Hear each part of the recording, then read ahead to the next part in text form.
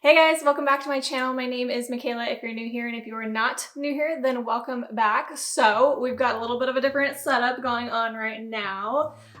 If you guys are watching this video when it comes out, on the day it comes out, it is actually my birthday. Yay! I am turning 27, which I cannot believe. I feel like I just turned 26. I'm like, where is this year gone? Well, we all know where this last year has gone. But I don't feel like I'm 27. I still feel some days like I just turned 21. Shoot, some days I feel like I just graduated high school. You know, when you're like younger and all you want is to be an adult and to be able to do all the things that adults can do. Now that I'm an adult and I've been an adult, time has flown by so fast and I feel like I can't keep up with it, and it's honestly kind of scary and it gives me a lot of anxiety, but that's a whole other video. But anyways, you guys can probably tell by the title of this video that we are going to be doing something a little fun. So I've been seeing this thing go around where people basically share what they've learned in the amount of years that they have been alive. So since I'm turning 27, I figured I would share with you guys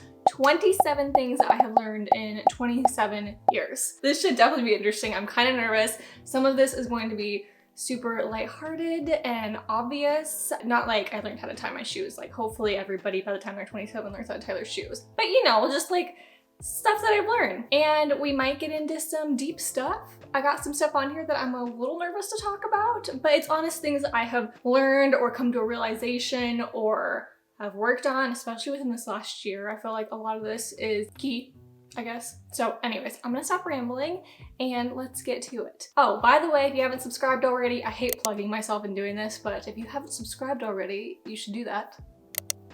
Okay. All right, so number one of the first things that I have learned since being on this earth for 27 years is waking up early sucks, but I feel more productive.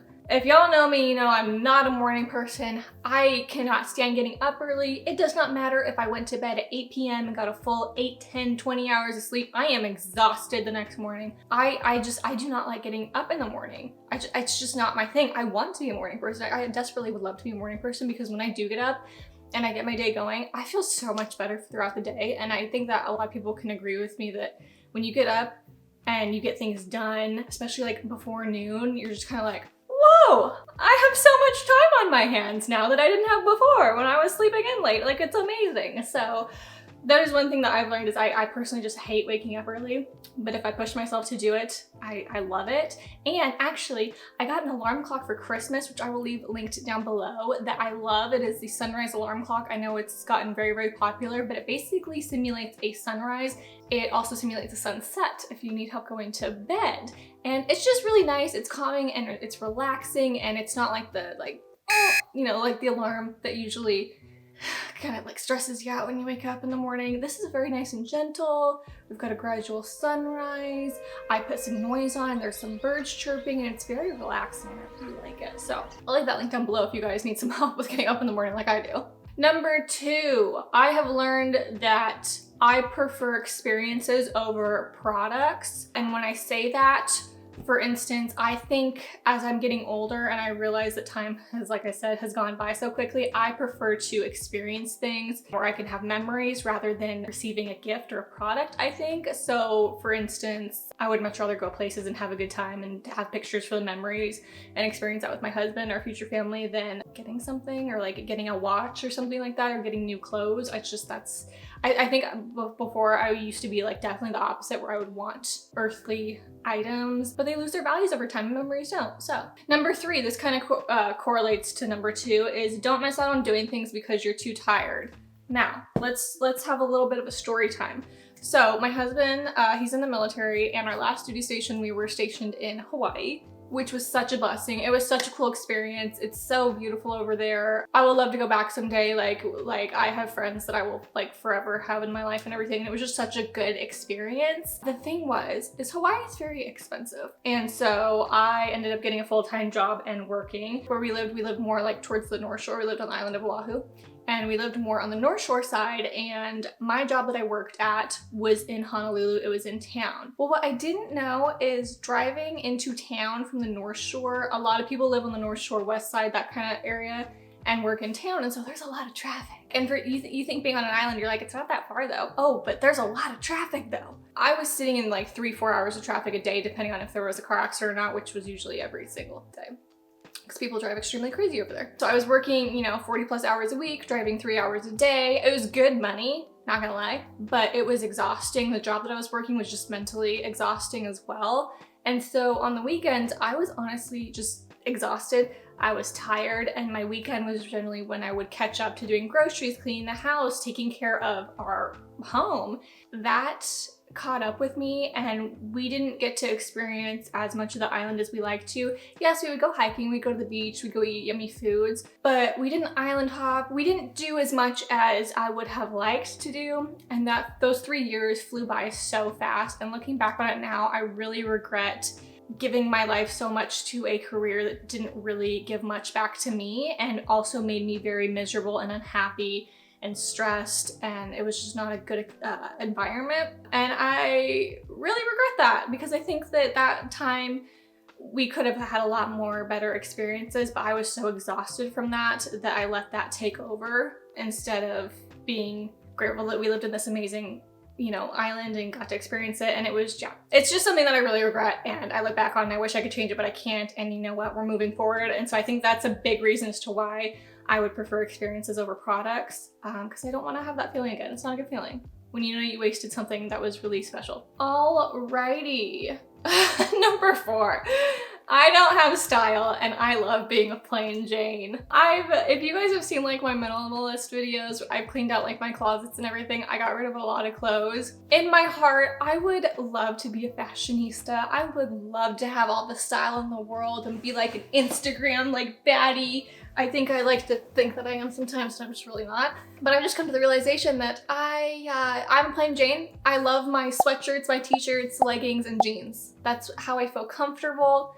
I can always style that up, but that's where I feel solid. I like dressing up. I like wearing dresses and cute stuff, and every once in a while when we go out, but I love my jeans and a t-shirt. And I think for a long time I was kidding myself, thinking that I could be like all cool and stylish, and it's like, no, this ain't it for me. I love being a plain Jane. For all you guys that are plain Janes out there, own it. Number 5, I am an OCD plan freak, which I have come to the realization probably like the last few years. I like things done a certain way. I like things put away a certain way. I like to plan stuff. I actually find quite joy in planning things. My husband and I, we have a trip for Disney coming up, and I'm having literally the time of my life planning stuff and watching Disney videos every day. I'm kind of embarrassed to admit that, but that's fun for me, planning stuff and getting excited. I love it. I love it. The OCD part, I can probably calm down a little bit. Like when my husband doesn't put the dishes in the dishwasher how I prefer it, I kind of like lose it a little bit. And you know what? It's okay. If we have to run the dishwasher a few times because he doesn't put them in correctly and they aren't getting clean, that's okay. It's okay. So number 6, you don't have to plan every detail to have a good time. This kind of ties into the I'm an OCD plan freak. There's been one too many times when my husband and I have gone somewhere for the day or planned something, and when it doesn't go as I had planned it to go, I get kind of in a bad mood and I'm like, oh, our whole day is ruined. That's kind of how sometimes I look at stuff. Like there was one time my husband and his uncle was in town, and we went to this cute little town a couple hours away from where we're at. I had this idea in my head that we would go to a couple museums and we would go to a couple restaurants and walk around. In my head, we were gonna leave at a certain time and get there at a certain time, and it was all planned out in my head. We didn't leave when I thought that we should leave, which was partially my fault because I didn't realize the place was as far as it was, so therefore we didn't have enough time. And then I was wanting to get to another place in the area and we were cutting it close. And sometimes like when I know we're not gonna be able to make something and like time is getting really close, I get really anxious and nervous, realizing we might not be able to do it or it's cutting it really close. And so I was really upset that we couldn't do something there, and I kind of like was in a bad mood. It's dumb. Anyways, what I've learned is even when you plan things and they don't work out, it's okay. It's gonna be okay. Sometimes I need to just learn to go with the flow, which my husband is all about that. He is totally like, cool, you wanna go do this? Okay, cool. And I need to learn to like not be so every second of every day needing to know what we're going to do next. All right, here we go. Let's dive in a little deeper. I need coffee. Like, hold on, let me get my drink. That is fresh. I feel like I'm like all hunched over. I am sweating right now. All right, number 7. You don't have to be friends with everyone. That is something that I didn't realize until I kind of got out of high school a few years after high school. And the reason that I say this now that I've learned it is I sometimes wanted to be friends with everybody because I didn't want to not have any friends growing up. I was always afraid to be alone and the feeling of being rejected, and so I was willing to be friends with anybody who would accept me, which led me to maybe not have the best of friends at times in my life. And so when I say that I have learned that I don't need to be friends with everybody, is if they're not a good influence, I don't need to be friends with them. Even people who like aren't like bad people or anything, I can be friendly with people and not necessarily have them in my sphere of influence as a friend necessarily. And I think I sometimes get really caught up in the fact that I don't want to hurt somebody's feelings. So then I just befriend them even though they're not maybe the best for me. I've learned that I don't have to be friends with everybody, and that's okay. You can still be kind and nice to people without having to be their friend. That sounds mean, but I hope you guys understand where I'm coming from with that. And this also ties in as number 8, is to choose your friends wisely. Is growing up, especially within my high school years and within like before Dag and I was gonna say met, but we've known each other since 8th grade. Before we started dating and got married, I was just not in a good environment as far as friends wise, and that was because once again I was so desperate to have friends and have that love that I was missing in my life, that I was willing to be friends with anyone who was going to accept me, and that led me down a very, very dark path of making very poor choices. I'm not going to go into detail because I'm not ready to share my in-depth testimony and story yet with the world, but I made a lot of poor decisions growing up that I do regret, but thankfully because of God's grace and mercy, I've been forgiven through all that. But yeah, looking back, I have learned that I need to choose my friends wisely, choose my sphere of influence very carefully. And like I said, that doesn't mean that I can't be friendly and kind to other people, but who I allow into my life, I'm very, very careful of. These kind of blend in together. But number 9 is don't compromise your standards so that you can be accepted by others.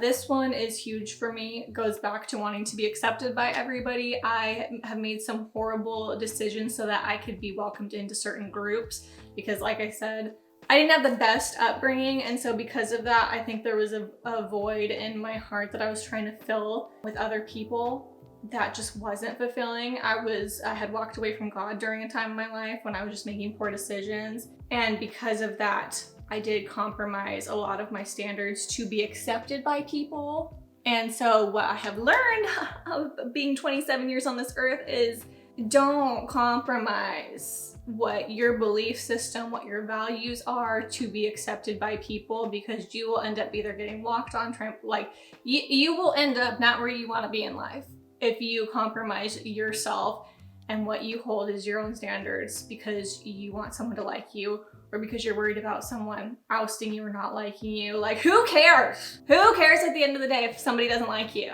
Like, Number 10, love means being truthful. Ooh, that's a good one. Especially in this day and age where we are so offended by everything and we are so afraid to say things that are gonna hurt people's feelings because we don't wanna be labeled as something. And I'm not saying go around and just be a jerk to everybody, but I think people have a misconstrued view of what love is, and that as long as we are just kind and compassionate, we hold hands and sing kumbaya and just give everybody hugs and kisses, that is love. We're all gonna be okay, which is true. We do need to be compassionate and kind-hearted and love on people, but also that love, you guys can see my little toe down there. Trying to cover that up. I hate my feet. Love also means saying the hard things, being truthful about stuff. It's just important that if you're gonna love someone, if you know that someone's going maybe making a wrong decision, that you know that could maybe harm them or that they might regret it, speak up and say something. But you can say it with love. You can like say, you know, I care about you, so I feel the need to talk to you about this. You can be honest with a situation without being rude, and it can come from a place of love because you care about somebody or something so much that you don't want to see harm come their way. I think that is a huge version of love that a lot of people don't do because they think, well, I can't say anything negative, or I can't I can't say something that might hurt somebody's feelings because that'll be mean. Yeah, but what if you don't say something and then they end up down a wrong path, or they end up making a wrong decision that could be a lot worse than if you didn't say something, help that person out because you love them. If that makes sense? So I think honestly, being honest and truthful is love. That doesn't mean being a jerk. We can still hug each other and sing Kumbaya around the fire. We can still do that. But if somebody's about to fall into the fire, not saying anything is not very loving. You don't want that person to get burnt. That was a horrible analogy. All right, number 11. Reading my Bible and praying equals less stress. Whoo, ain't that the truth? I can't tell you guys like how good I feel and how stress-free I feel when I am reading my Bible regularly, when I am praying, when I am in my word, when I am giving God my time, versus when I wake up in the morning and I'm like, you know what, I'll get to that later, and then I don't get to that later, and then like a week's gone by and I haven't opened my Bible, and then I'm like, why am I feeling like this? Oh! Generally it's because I haven't read my Bible, I haven't like taken time to spend with God, I haven't prayed, and one thing that I personally learned is the more time that I spend with God, the less stress I have, and I recommend it. Number 12, my faith is where I draw the line. Especially in this day and age where cancel culture is running rampant. You say the wrong thing and you get canceled. I'm not one to be very outspoken about a lot of stuff. I like to keep a lot of things to myself because I like to process stuff. I'm not somebody where I see stuff and I jump on the bandwagon, or I start saying stuff, or I start posting stuff right away. I like to sit and process it. Generally for me, like I will listen to the Holy Spirit, and if it's not from God and he's like, no, Michaela, don't post that, I try not to. There's sometimes I do and I later regret it, and that's what it is. We're fleshly human beings and we cave into our own flesh a lot. Anyways, the point of that was saying that oftentimes I don't speak out about things because I'm afraid of being canceled. I'm afraid of somebody coming at me in my DMs who I'm not even friends with and being like, oh my God, you're so selfish, and how dare you, you're blah, blah, blah. Like all that, I just don't, no, stop, just stop. Keep, like, if you don't like something that somebody says, just keep scrolling. Just stop, just get on with your life. Are they directly hurting you? No. Maybe your feelings, but maybe you need thicker skin. I don't know. I don't mean to be rude when I say that. So like I said, I keep quiet on a lot of stuff because not everybody needs to always hear my opinion about everything. There's a lot of opinions out there, especially online right now. Like my opinion doesn't need to be added to it. You can form your own opinion, I think, without somebody telling you about it. But I will say that my faith is where I draw the line. If somebody is coming after my faith, or is saying something incorrect, I will speak up. Especially, like I said, with this day and age, it's kind of like, at what point do we speak up for our beliefs and whatnot? Everybody's allowed to have their own opinion on everything, but I will not sit back and allow the word of God to be trampled on, or be twisted or used out of context, or the whole amen and a woman thing. I'm not here to get political at all, but that was just absolutely ridiculous. And it's not that I need to defend God, because God doesn't need defending in any way. So I think it's very important to me that my faith is where I draw the line, and I'm not gonna let anybody stomp on me or silence me over my love for Jesus. And the thing is I totally respect people who don't have the same view as me, and I will never criticize someone who doesn't have the same views as me. I'm gonna love them. I'm gonna speak about Jesus. I'm not gonna hide and be like, like, I will openly share my faith with someone. I'm not afraid to do that, I guess is what I'm saying. But I will never disrespect someone for having a different view as me. Number 13, one of the things that I've learned being on this earth for 27 years is that marriage is hard. Marriage is so hard. I didn't know when he told me this. Dag and I have been married for over 6 years now, and I say we are at a really good place in our marriage. We're not perfect, we are not perfect. But we have gone through some really, really dark times in our marriage where it's like, I don't know if we're gonna make it out the other side. But we have worked through it, and it has been very, very, very hard. Anyone that says marriage is perfect and there's never any arguments and we never fight, well then just wait. And yeah, it's been difficult, it's been challenging, but I honestly wouldn't trade it for anything else. He is my best friend. We laugh so much. We bicker and we nitpick at each other, but we always laugh and we always have such a good time. And there's moments where even though we've gone through such dark times and such hard times, where there's like moments when we're in the kitchen and we're hanging out and talking or laughing, where it's like, man, I have so much fun living with him. Like, I love him so much. Like, me and him doing our own thing in life and just trying to live life to the fullest, and him and I are just on this journey of awesomeness. And yeah, it sucks sometimes and we don't see eye to eye all the time, but it's just fun. It's fun to be on a journey with him, even though it's hard. It's really hard sometimes, and I'm sure it's gonna get a lot harder, especially once kids get in the picture, but it's fun. It's also hard. Oh, this bleeds into marriage is hard. Number 14 is communication is key. Communication, especially in a relationship, is so important that I would say if Dag and I, when we do argue, it's over communication because something wasn't explained clearly enough or something wasn't said. It's generally what we argue about.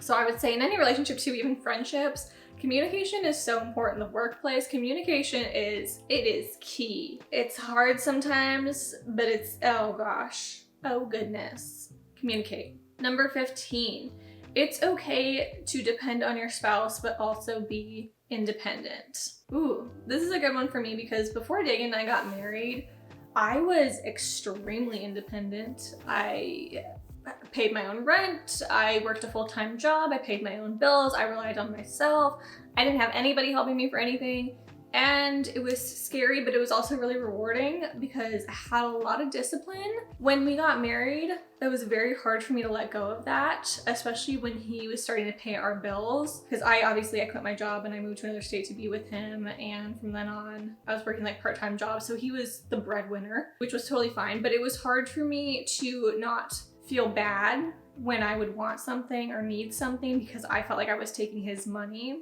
And for us, we share everything. That's how we view marriage is, you know, man and wife coming together and we share things now. I had a very hard time with not feeling like I was taking advantage of him or taking that from him. I then went to a period where the last few years I depended solely on him so much where I almost needed him as a crutch, where I went from like not needing him at all and feeling bad using his stuff to needing him 110% and I can't do anything without him. And I don't really know where that came from. I mean, there were times where it got so bad where it's like, I didn't want to go to the grocery store without him. I didn't want to go down the street without him. Like, I just needed him to be with me all the time. And I honestly can't pinpoint what the shift was, but I had a very hard time functioning without him, but it was very hindering for me. And so this last year when he got deployed, during all the craziness and I was literally alone and had to fend for myself, as much as it sucked, it was actually it was a good thing for me because it helps me kind of get back on my feet independently. But to be able to go to the grocery store by myself, to be able to rely on, like, if I need something and I don't need to go to him for everything, it's okay to depend on your spouse and also be independent. Because my husband, he's such a provider, and that's, I think, one of his biggest things is he wants to provide for our family and he never wants us to be able to go without, and I love him so much for that. And I love that I can depend on him for that, but I can also be independent and help create that structural, healthy home for us. Be able to, if I want to do my own thing, that I can do that without him. And I think that's so healthy in a marriage, if that makes sense. And yeah, that's all I'm gonna say on that. Number 16. I don't know why I laugh at this one because this is something that I always knew deep down inside, but I never wanted to admit out loud, and I finally did, and it's freeing. I hate being an employee. I hate it. I hate it so much. I mean, I've been an employee my whole life and worked under somebody, and I cannot stand it. I hate being micromanaged. I can't stand it. I hate being an employee. I cannot stand being told when I need to come in and when I'm allowed to leave and when I can have my lunch break and when I need to be back, and I can't stand it. I can't stand when there's discrepancy in the workplace and there's nothing that you can do about it and nothing's being done. Maybe that's why I sucked in retail. I love retail because it got me in with makeup and it helps me create a passion for makeup, which is why I do what I do now. But I hate when a customer comes up and is so rude and mean and all you can do is smile, and if you try to stand up for yourself, then you're the one that gets written up or gets in trouble or reprimanded. I just think it's so wrong. I know there's time and place for stuff like that. I just can't stand it. I can't stand that environment, or when people are so arrogant to you and all you can do is like literally like lay down and be like, here, walk all over me because I don't want to get fired. I can't stand it. I can't. I've been fortunate enough to not have to be an employee, and I can work out of my home. And I think that's my ultimate goal, is to not have to work for another person. I want to be able to work for myself. And so I love being able to be creative and think about ways that I can provide for our family. But yeah, that's one thing that I didn't ever want to admit for some reason, but I don't like working for other people. I don't like being micromanaged. I don't like being hovered over, and I think a lot of people can probably relate to that, but they maybe don't want to say it. No, it's just not for me. And some people love it. Some people are amazing employees. My husband's a great employee. He goes to work, he does his thing. He is so good at what he does. I can't do it. Number 17, from what I've learned, is that I need time to decompress when something bothers me. This is a big one for me, especially in being married to my husband. When we would get into fights, I am somebody that, like, when we get into arguments, like, I'm like, let's go, like, let's fight it out, let's go tooth and nail. And that's not always a good idea. That usually makes it a lot worse than better. And so when we went to marriage counseling, which I am not afraid to say, oh, so good for you. Oh, I loved it. Well, I didn't love it at the time, but looking back, it really helped in a lot of ways. Is taking that time to spend apart, whether that's like 10 minutes, 20, 30 minutes, and to decompress and be like, okay, what's really bothering me? And then come and talk about it. Because if I go after him right when we're fighting and try to talk it out, I am acting solely on emotions, and we will get nowhere if we're acting solely on emotions. Also with friendships too, because I get in my head a lot. I overthink stuff so much, which I think hinders me in a lot of ways. That's another thing that I've learned, is I am always in my head.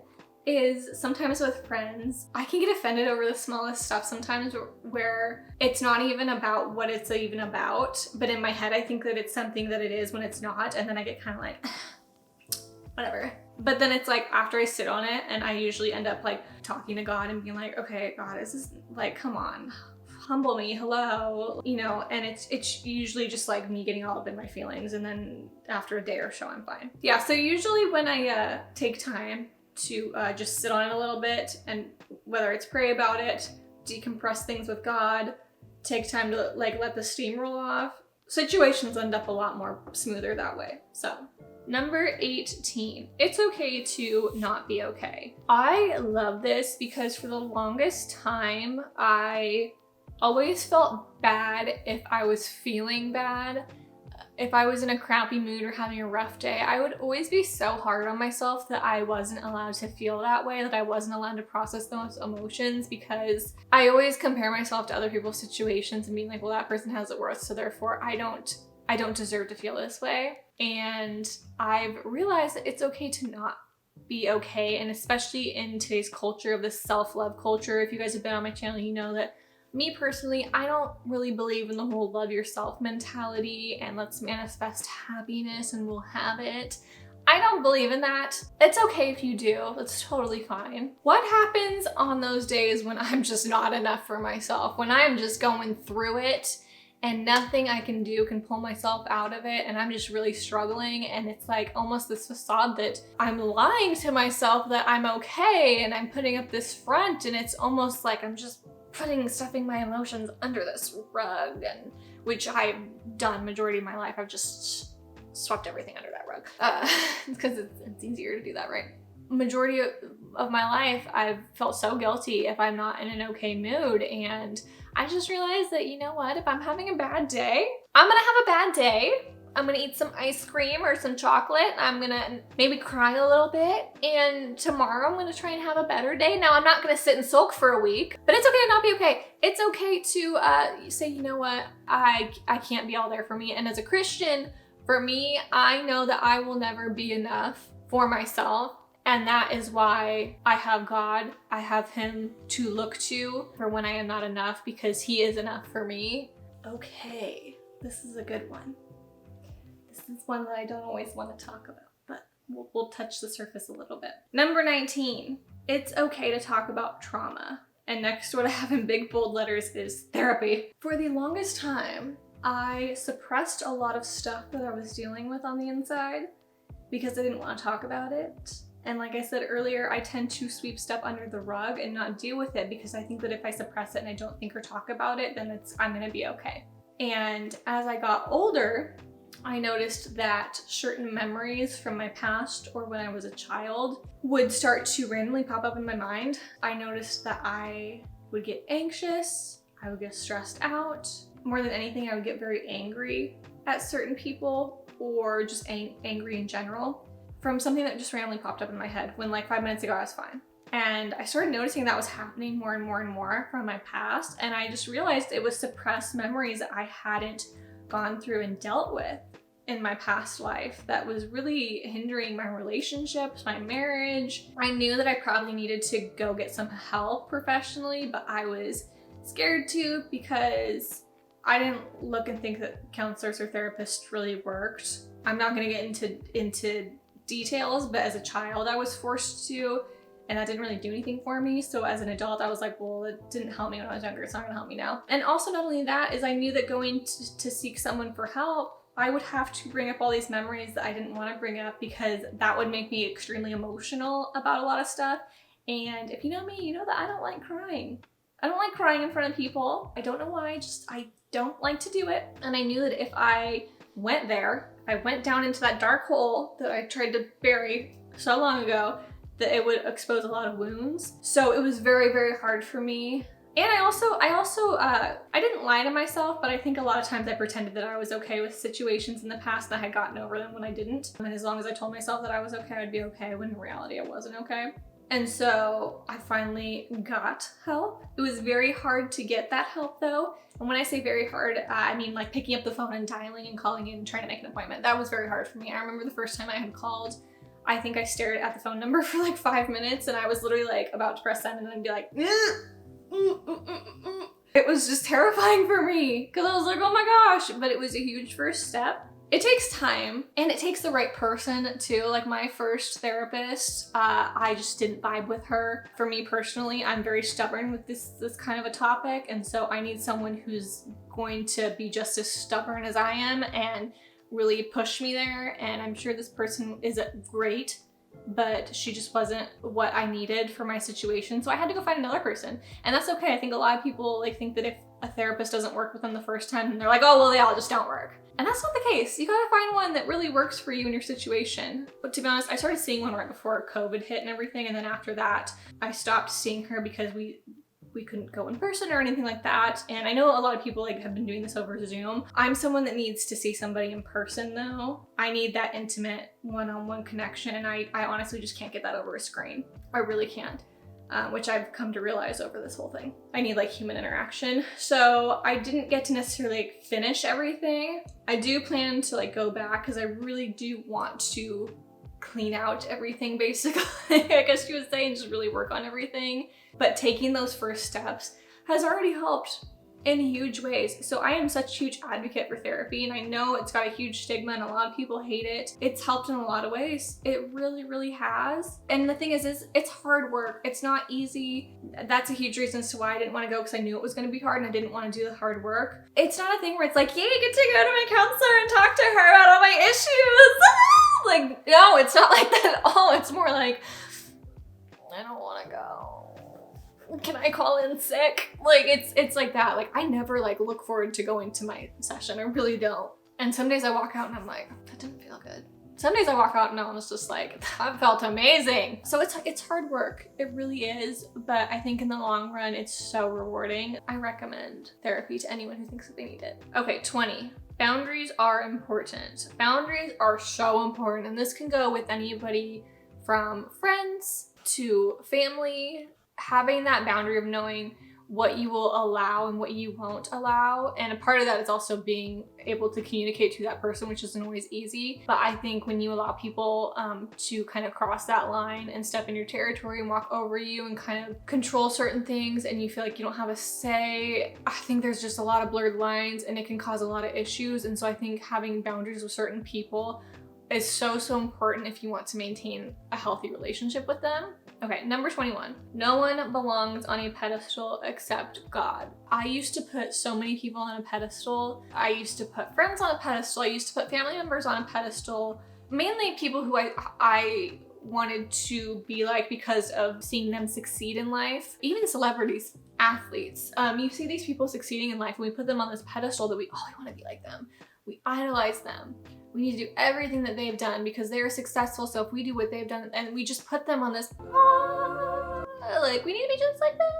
They're human, as we all are. We make mistakes as human. We are sinful by nature, and people fall short. People are very disappointing all the time. And when they fall off that pedestal, I think it's, for me personally, it was a huge letdown seeing certain people that I looked up to and were huge influences in my life fall from that pedestal. And it was very heartbreaking because you don't ever want to see someone going through that. And I think it's okay to look up to them and as a positive like influence.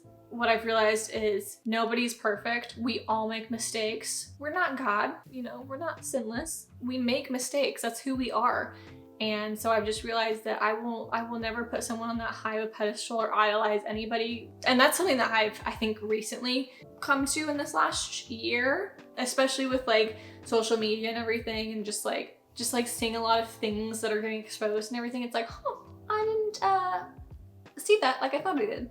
Hopefully that makes sense. Number 22, take the pressure off. It's not about the works. And once again, for me as a Christian, I sometimes get really caught up in the fact that if I want to be a good human being and I want to be able to go to heaven, I need to do A, B, C, D, E, F, G perfectly, and God will accept me. I need to read my Bible every single day. I need to pray 24/7. I need to not ever cuss, and if I do, yes, I do need to read my Bible every day. I need to pray as often as possible. I should not be swearing because that is not cute in any type of way, and I'm really, really bad at that, especially when the cameras are off. For a while, it would get in my head that if I made a mistake, that it's like, I'm going to hell. I'm going down below and I'm never gonna make it back up. Like I get in my head that I have to do all these things to be a good person for God to accept me. And I'm still learning how to let this go. I've realized what I need to do. I'm learning to let it go and take the pressure off because I have been forgiven. God has forgiven me. I have repented, I have asked for forgiveness, and He has forgiven me. And I need to accept that and understand that and not I guess, have this checklist of what I need to do to be a good person and to make it through the pearly gates. I need to take that off. Now, if I do make a mistake, if I do something wrong, I need to, repent, ask for forgiveness. It's not like this one and done thing where it's like, okay, sorry about that. My sister-in-law called and we're just gonna move on to the next question because I feel like I was starting to be a dead horse with that one, but you guys hopefully get what I mean. Number 24 is do your own research and think for yourself. That is one thing I have really learned within this last year is the importance of researching things for myself and coming to a conclusion on my own rather than having someone just tell me what to think. I think it's really easy to just kind of at night sit in front of the TV and turn on the news and they tell you what's going on and you're just like, okay, that's what's going on. And this is just on all aspects. That's just an example, for instance. But I think it's so important to, if you want to learn something, whether it's about politics, whether it's about nutrition, I mean, anything, it's important to do your own research and to look at multiple sources on different opinions and different articles and everything and to come up with your own conclusion rather than just being like, oh, well, I saw this one article, so that's just gotta be true because this person who I don't even know said it. So I think that is very important. And one thing that I have learned from being on this earth for 27 years is doing my own research and learning things for myself and coming up with my own conclusion for myself rather than just sitting here and being spoon-fed information because I'm too lazy to look it up myself. Number 25 is being grateful in the valleys and not just on the mountaintop. This might play into some of the other things that I've talked about, but I think life isn't always going to be grand. That's one thing that I have definitely learned is you're going to have highs, you're going to have lows.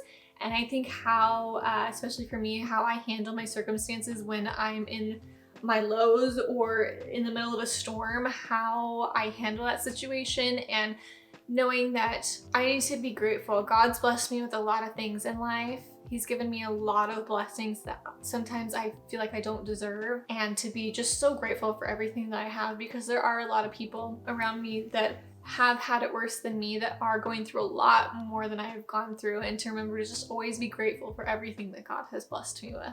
All right, so sorry if my camera moved around at all. My battery died. I had to replace and put a new one in, which is also an indicator that this video is getting to be a little bit too long, so I need to wrap this up. Number 26, nutrition is so important for your health. Oh, that is something that I've definitely learned, especially in this last year. I think we all can agree that nutrition is so important, and being healthy, keeping our immune systems well is so, so important. It's so important to know what we're putting into our bodies and being healthy. Like, I'm not 100% like a health nut or anything like that. I would love to be, but I love my chocolate and sweets a little bit too much. Just like being healthy in general and making sure you're eating your fruits and veggies and you're getting that proper nutrition and you're eating healthy foods and not just junk food. I think a lot of people are like, oh, I'm feeling crappy or I'm not feeling the best, and don't take into consideration maybe what they're ingesting, what they're putting into their body, and are quick to maybe take a pill or something to help combat that rather than doing something that's more nutritious, as far as like eating a whole food, for instance. It's incredible the amount of nutrition that's in food that can be supplied to you rather than taking a supplement. And now, I'm not against supplements. I take supplements and everything like that as well, my vitamins. I've just realized that there's so many amazing vitamins in our food and in our vegetables and fruit and meats and everything that we can ingest strictly from the source that is so, so good for us. And listening to your body and knowing when you need to get these nutrients in. I've recently started working out again and trying to be healthy. And first of all, oh my gosh, since I've started working out, I am so much more hungrier because I'm obviously working out, my body needs that fuel and everything. Eating, you know, an apple with some peanut butter, you know, it's just the natural things that can fuel your body and make you feel so much better. And drinking water, oh my gosh, water is amazing. I don't like it. I usually will put some lemon in it to help, but water is so good for you. It's so good for your body. It's so good for your skin. And so I've been really trying to just help my body flourish more naturally, I guess you would say. I've been making jamu, I think that's what you call it. It's like it's a very good immune boosting elixir. If you guys have watched my vlogs, I've made it in the past. It's got turmeric and ginger and lemon, and you can put honey in it, and you blend it all up and you take it. You can drink it as like a hot tea, or you can take it as like a wellness type of shot, which is what I do in the morning. And that, to me, is like my way of getting in my immune boosters rather than taking like an emergency packet, which, not against emergency, sometimes I take that if I don't got my other stuff, but I've learned that ingesting things right from the source, it's so good for your body. It really is. So that's one thing that I've learned, is the importance of nutrition. And last but not least, and I'm just gonna say this and drop the mic, Jesus is king. I'm just gonna say it. He is king. He is the Almighty. No matter how many times I try to go my own way and do my own thing and kind of push him off to the side, I always end up coming back to him. Because do we even need an explanation for God? I mean, really? But yeah, that is my 27th thing. Jesus is king. He is everything. I am nothing without him. And that's all I got to say about that. So anyways, that is, and there's so many more things that I could share with you guys about things that I've learned in my 27 years. These are just, I think, things that have more so recently been on my heart that I've learned that have really impacted me, I guess. So like I said, hopefully you guys enjoyed this. I know I ramble on about a lot of stuff. If you guys want to see more types of videos like this where I sit down and just talk about honest conversational type of stuff, I could do that. And yeah, this was fun. This was a mouthful, but it was fun. And yeah, holy cow, I'm 27. Let's do this. Alrighty. So anyways, I hope you guys enjoyed the video. Feel free to subscribe if you haven't already. Leave a comment down below. Let me know you stopped by, and I will see you guys in the next one. Bye.